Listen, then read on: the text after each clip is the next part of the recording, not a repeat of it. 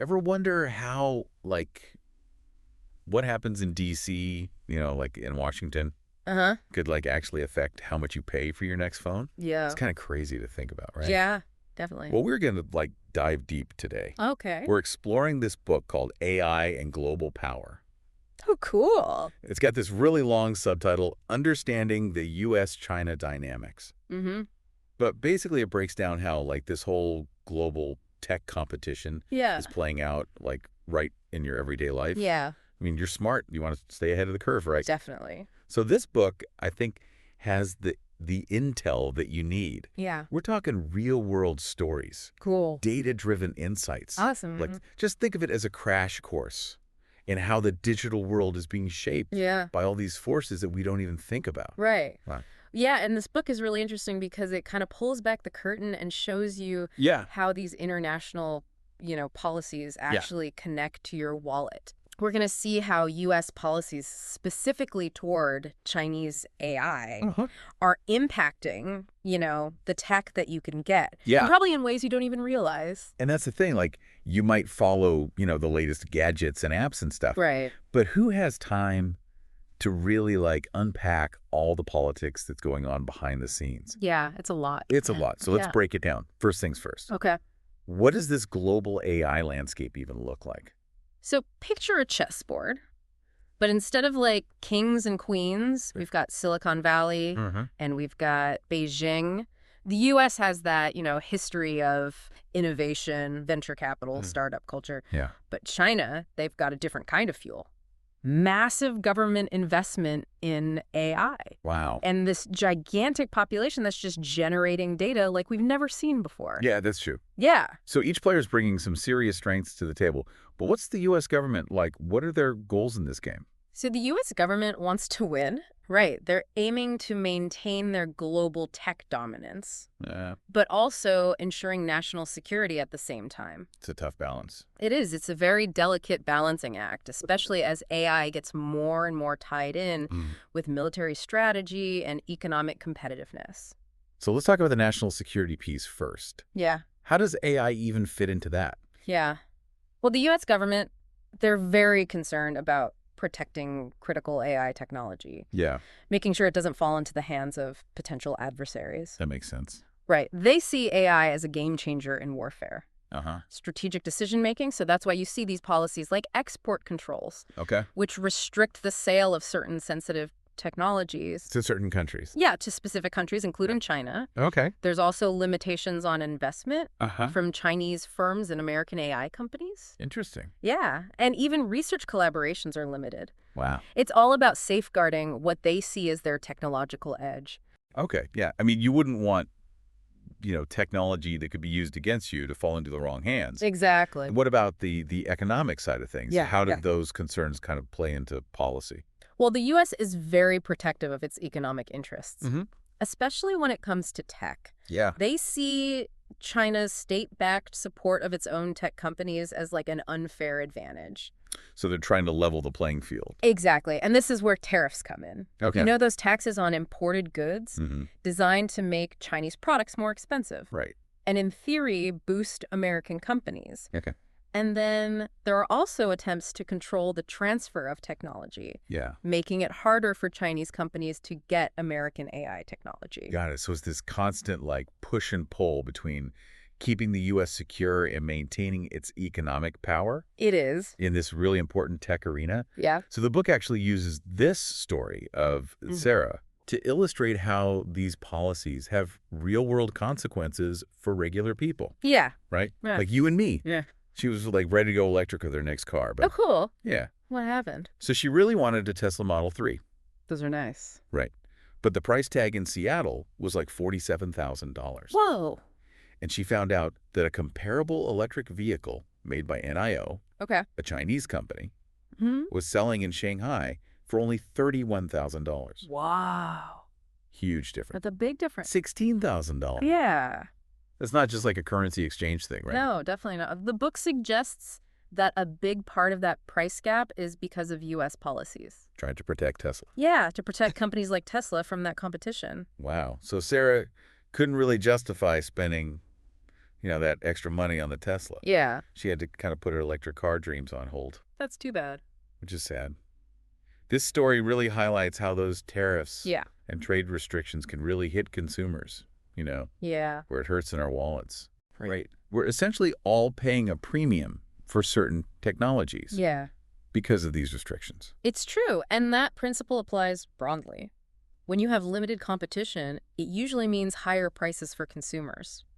Makes sense. It's basic economics. Yeah. It's definitely something to keep in mind the next time you're shopping for tech. Oh, yeah, good point. Like smartphones to laptops to even software. And the book argues that it's not just about higher prices, right? Right. It's also about the choices that we have as consumers. Yes, definitely. Let's talk about Mike. Okay. He's a graphic designer and his experience with deepseek. Okay. So Mike was really excited about deepseek. Yeah. It's this cutting-edge AI design tool promising to, totally change his workflow. Cool. But the problem was, because of U.S. restrictions, it wasn't available in Chicago. Yeah, but just across the border in Toronto. Oh, wow. His Canadian counterparts could use it totally freely. That's a huge disadvantage.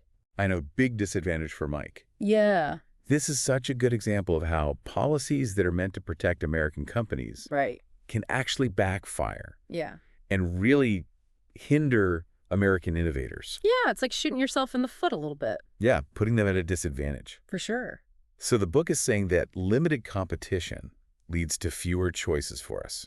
It does. And that applies not just to, specific products like DeepSeek, but the overall pace of innovation. Right, absolutely. Think about it.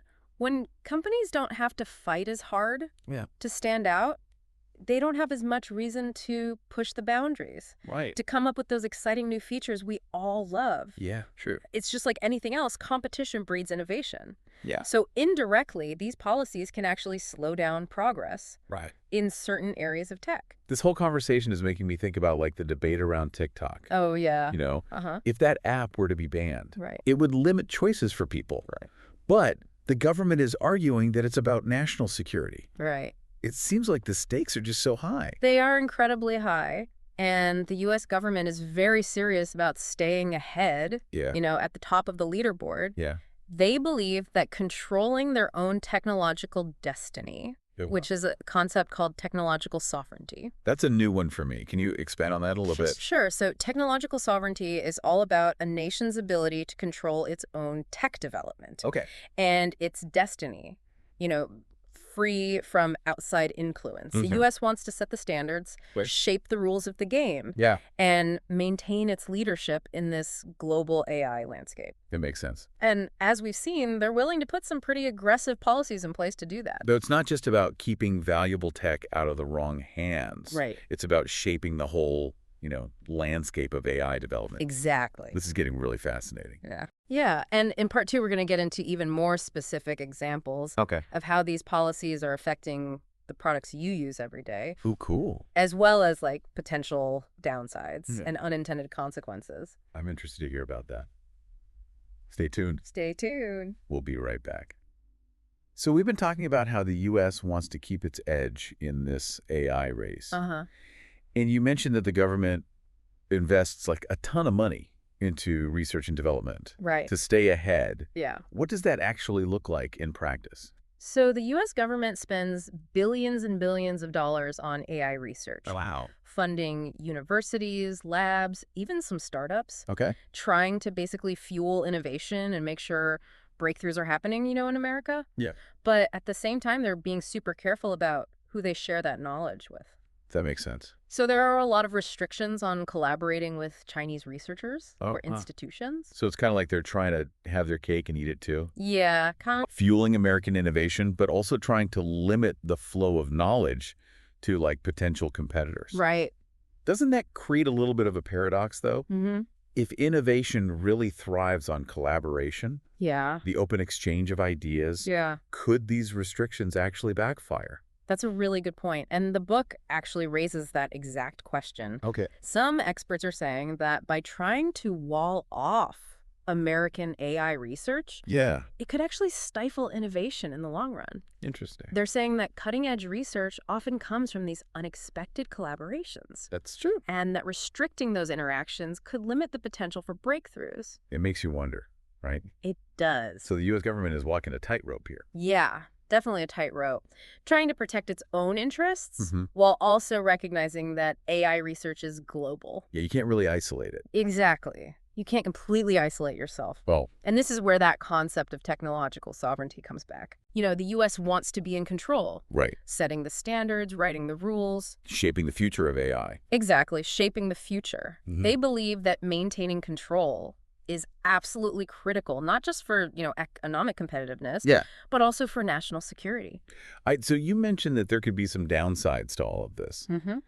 What are some of the unintended consequences that the book talks about? Well, one of the big concerns is that by restricting collaboration and competition with China, the U.S. might actually slow down the advancement of AI overall. Interesting. Which could end up hurting everyone. Even themselves. Even themselves. It's kind of ironic, right? It's like they're so focused on winning the race that they might slow down the whole field. And almost like a self-fulfilling prophecy. It is. Yeah. They're trying to maintain their lead, but they might end up creating the perfect conditions for their rivals to catch up. So what can we as consumers do?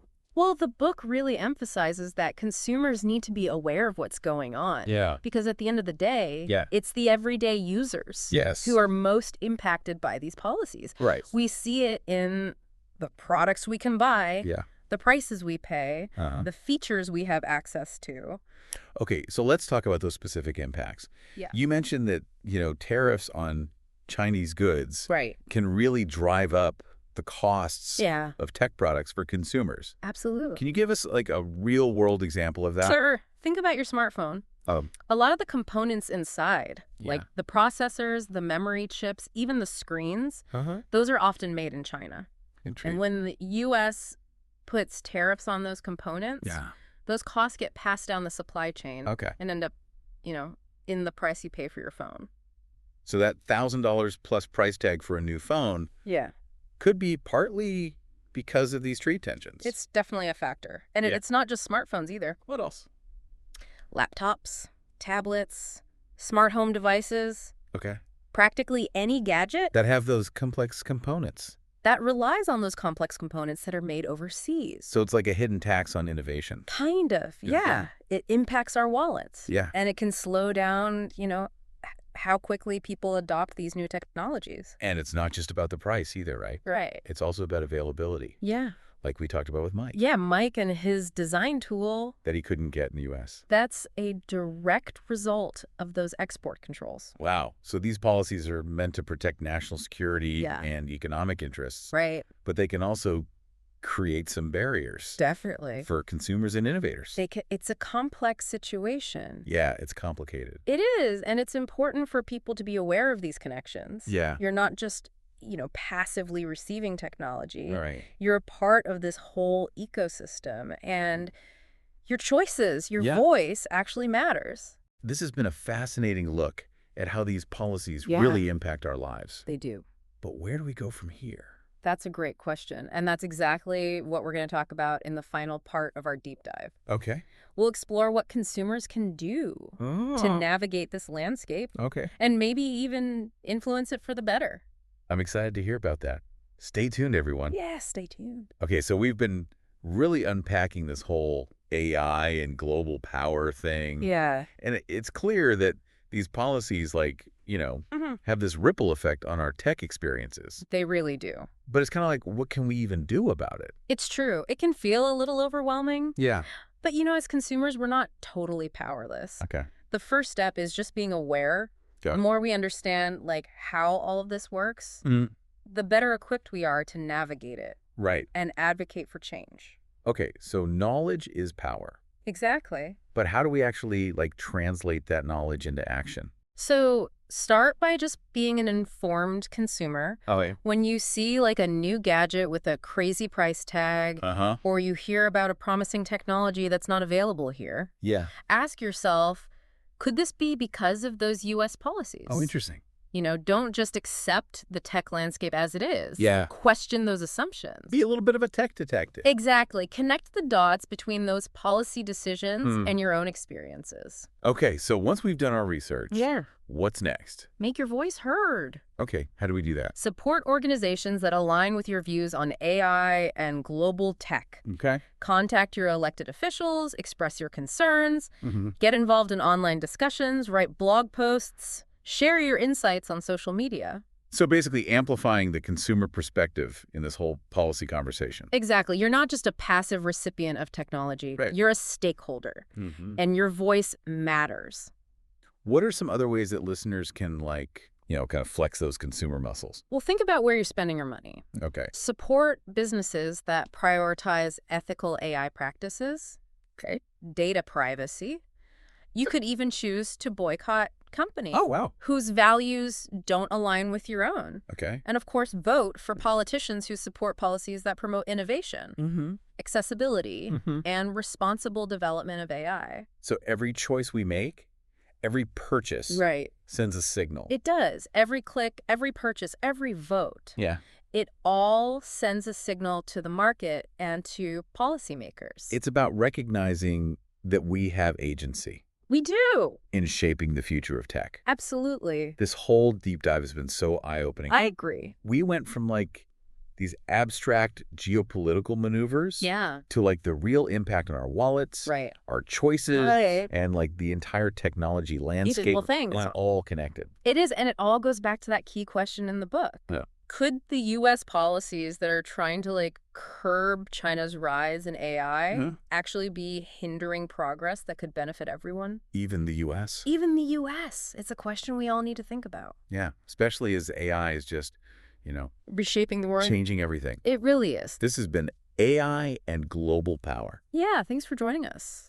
We hope this has really empowered you to be more informed, more engaged, and just more intentional about your role in shaping the future of tech. It's up to all of us. So until next time, stay curious.